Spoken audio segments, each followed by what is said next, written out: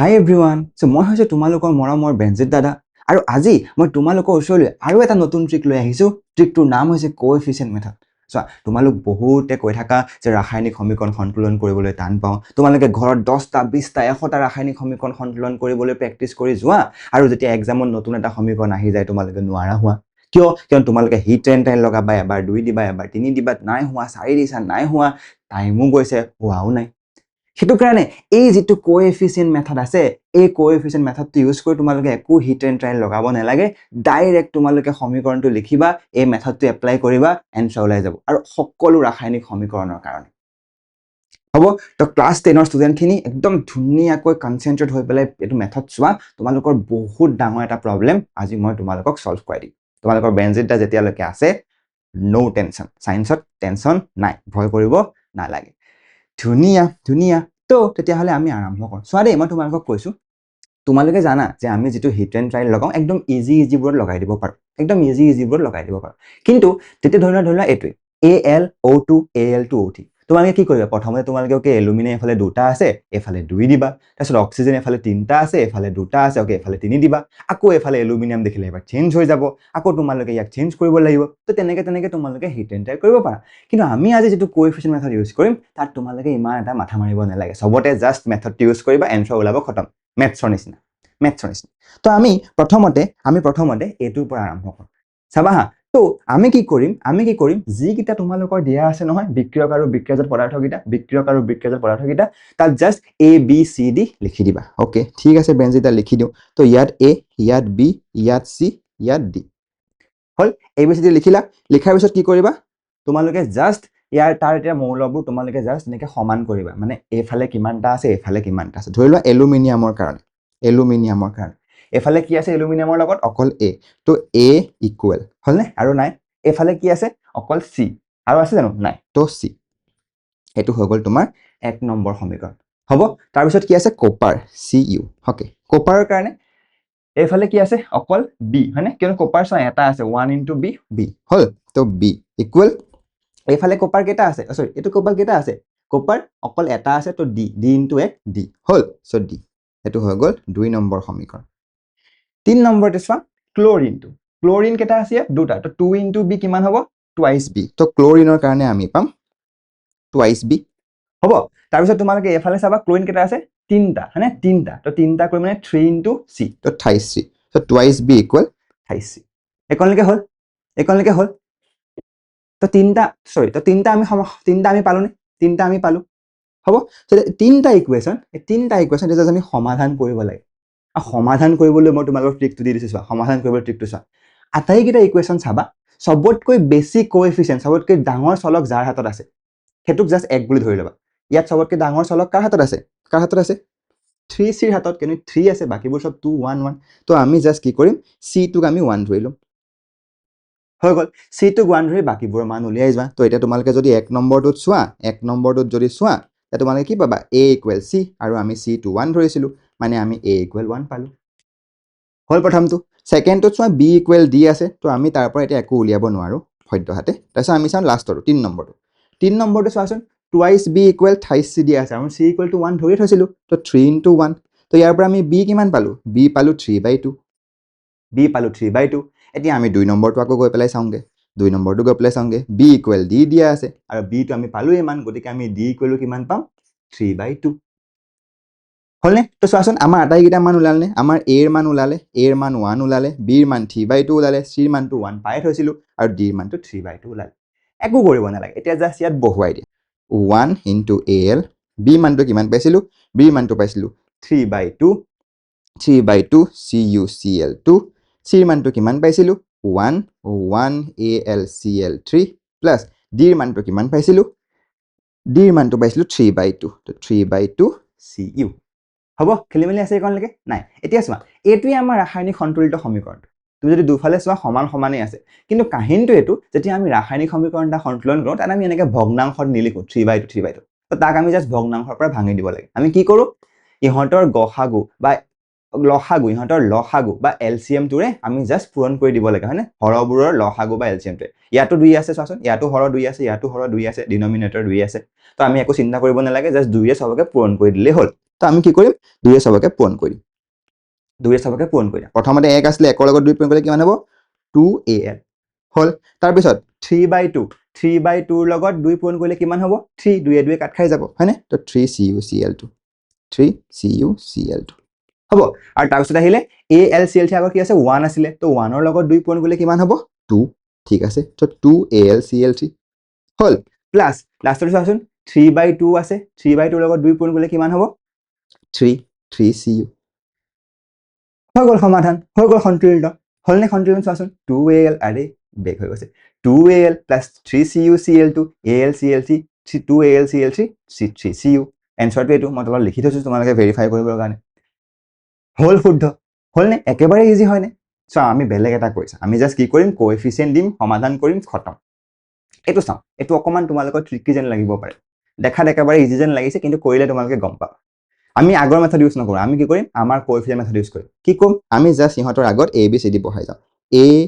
b c আৰু d হল বহোৱাৰ পিছত আমি কি কৰিম আমি জাস্ট ইহঁতৰ ৰাসায়নিক কি কৰিম ইহঁতৰ জাস্ট আমি হেইগিটা লিখিম ইকুৱেশ্যন গিটা লিখিম হ'ব ইকুৱেশ্যন গিটা লিখা প্ৰথমতে আমি কি পালো ওকে আমি লেডৰ কাৰণে চাও pb ৰ কাৰণে আমি কি পাম এফালে আছে a এফালে অকল এটা আছে মানে pb এফালে কেটা আছে b আছে অকল তো a = b হল সেকেন্ডে চাম আমি নাইট্ৰজেনৰ কাৰণে আমি কিমান পাম নাইট্ৰজেন আছে দুটা মানে তো 2 * a হৈ যাব টুৱাইস হ'ব 2 * a = টুৱাইস আৰু এফালে নাইট্ৰজেন কেটা আছে এফালে নাইট্ৰজেন কেটা আছে এটা তো c হ'ব তো টুৱাইস = আমি পালো c একনে খেলি মেলি আছে নাই তাৰছ আমি তাৰছ চাও অক্সিজেন আছে আৰু ন আৰু লগত অক্সিজেন আছে ওকে বেনজিত দা আৰু অক্সিজেনো আছে নেকি হা অক্সিজেনৰ লগত কি আছে অক্সিজেন 3 * 2 ব্ৰেকেটৰ ভিতৰত থাকিলে আমি পূৰণ হয় বুলি জানো তো 3 পূৰণ 2 কিমান হল 6 তো 6 তো এটো 6a হলনে এফালে অক্সিজেন ঢেৰ আছে চোৱা ইয়াতো এটা আছে তো এটো b হল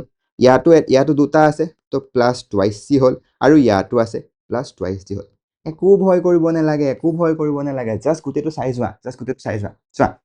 এতিয়া যদিহে তোমালোকে ইয়াত ভালদৰে চোৱা আমি একে ইউজ কৰিম সবতকে ডাঙৰ কোএফিচিয়েন্ট যেটো আছে হেতু 1 ধৰি লওক মাত্ৰ এটা কথা মনত ৰাখিবা যেতিয়া এনেকুৱা যোগ বিয়োগ থকা পাই যাবা সেইকিটা বাদ দিবা অকল ইহত দুটাৰ মাজত চামিলে সবতকে বেছি কোএফিচিয়েন্ট কাৰ আছে a এৰ হয়নে তো আমি a = 1 ধৰি লম তো ধৰা হল আমি কি কৰিম a = 1 হ'ব a = 1 ধৰাৰ পিছত তুমি চোৱাচোন এক নম্বৰৰ পৰা তুমি b ৰ মানটো পায়ে গলা কিয়নো b = a তো b = 1 হলনে a = b আছে a মানটো 1 বহাই দিলো তো b = 1 হৈ গল তাৰপিছত 2 নম্বৰটো চোৱাচোন 2 নম্বৰটোৰ পৰা তুমি c ৰ মানটো পাই গলা 2 নম্বৰটোৰ পৰা c ৰ মানটো পাই গলা কিয়নো 2 * a ৰ মানটো 1 = c তো c পালা তুমি 2 হ'ব তো তুমি c পালা 2 তাৰ পিছত তোমাৰ হবৰ কি আহিলে a হৈ গল b হৈ গল c হৈ গল d উলিয়াবৰ কাৰণে জাস্ট 3 নম্বৰ তোমালকে মানটো বহাই দিয়া 3 নম্বৰ তো 6 * 1 = b মানটো আমি 1 পোৱা আছে c মানটো আমি 2 * 2 প্লাস টুৱাইস d তো ইয়াৰ পৰা আমি টুৱাইস d কিমান পাম এফালে থাকিব 6 এফালে থাকিব তোমাৰ 1 + 4 + 2d সো আমি পাম d = কিমান পাম 1/2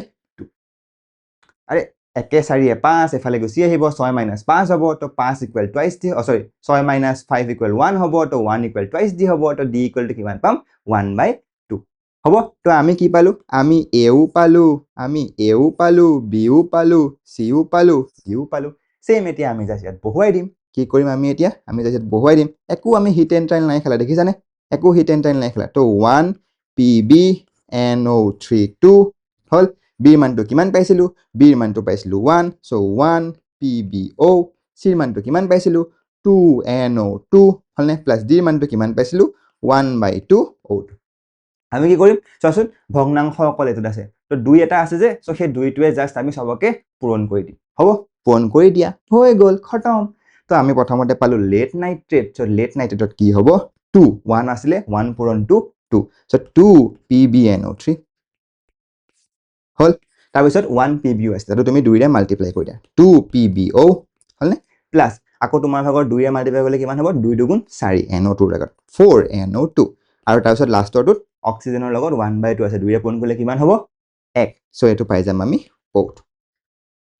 হৈ গল নে আমাৰ এটো হৈ গল 2 PbNO3 2 PbO 4NO2 O2 এনসাৰটোৰ লগত মিলি গৈছে হ'ব একো হিট এন্ড ট্ৰায়াল নহয় একেই হ'ব এটা তোমালোকৰ লগত মই এটা আৰু এটা কম ইজি এটা কম একেবাৰে লাষ্টৰ সবতকে ইম্পৰ্টেন্ট হেতু আমি কৰি চাম তাৰ পিছত তুমি গম পাবা যে হৈ গল হল তো চোৱা Al + O2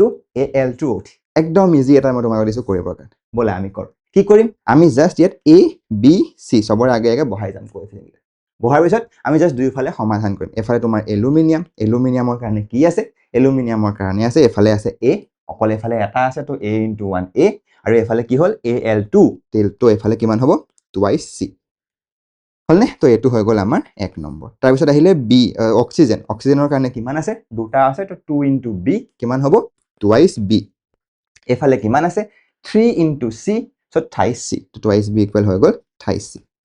এই দুটাই সমীকৰণ আৰু আমাৰ নাই ধুনিয়া এতিয়া আমি জাস্ট কি কৰিম আমি সবতকে ডাঙৰ কোএফিচিয়েন্ট থকাটো কাৰ আছে c তো আমি c = 1 ধৰি লম ঠিক আছে फ्रेंड्स এটা ধৰি লওক c = 1 তো c = 1 হলে আমি 1 নম্বৰৰ পৰা পাই যাম 1 নম্বৰৰ পৰা আমি কি পাম a = 2 * 1 তো আমি a = কিমান পাম a = আমি পাম 2 হল a = 2 আৰু তুমি 2 নম্বৰটোৰ পৰা চোৱা 2 নম্বৰটোৰ পৰা আমি কিমান পাম যে টুৱাইস b = 3 * কিমান পাম c আমি ধৰিছিলো 1 গতিকে 3 হল তো আমি b = কিমান পাম 3/2 হলনে আমি b = পালো কিমান b = আমি পাই গলো 3/2 একলে খেলিমেলি আছে নে নাই খেলিমেলি নাই ধুনিয়া তো এতিয়া আমি কি কৰিম যেটা আমি b = 3/2 পাই গলো জাস্ট আমি সেই আটাইকিটা মান ইয়াত বহাই দিম a b c আমি তিনটাই পাই গল নহয় c পালো a পালো b পালো আটাইকিটা পাই গলো জাস্ট বহাই দিম তো a এর মানটো আমি কিমান পাইছিলো a এর মানটো পাইছিলো 2al প্লাস b এর মানটো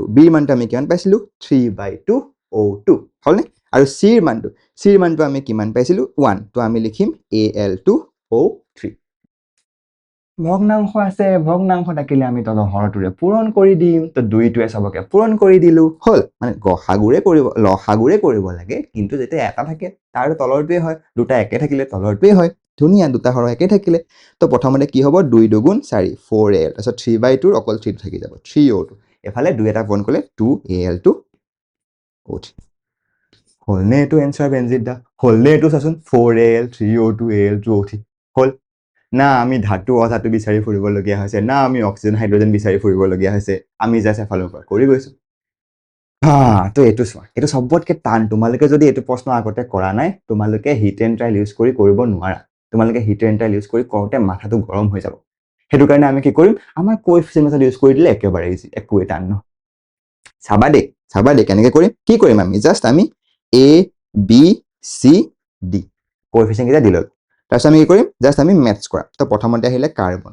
জাস্ট এফালৰ পৰা আহি থাকিবা প্ৰথমতে আহিলে কাৰ্বন তো কাৰ্বনৰ কাৰণে কি হল এফালে আছে দুটা মানে এফালে আছে দুটা তো 2 * a টুৱাইস আৰু কাৰ্বন নাই এফালে আছে কিমান এফালে অকল এটা কাৰ্বন আছে তো 1 * c তো c সো টুৱাইস ইকুৱেল পাই গলো আমি c ঠিকে আছে কোনলৈকে ঠিকে আছে তাৰপিছত আমি চাম নেক্সট কি আছিল হাইড্ৰোজেনৰ কাৰণে এফালে কেটা হাইড্ৰোজেন আছে 6টা তো 6 * a ওকে ঠিক আছে বেনজিনটা 6 আৰু এফালে হাইড্ৰোজেন কেটা আছে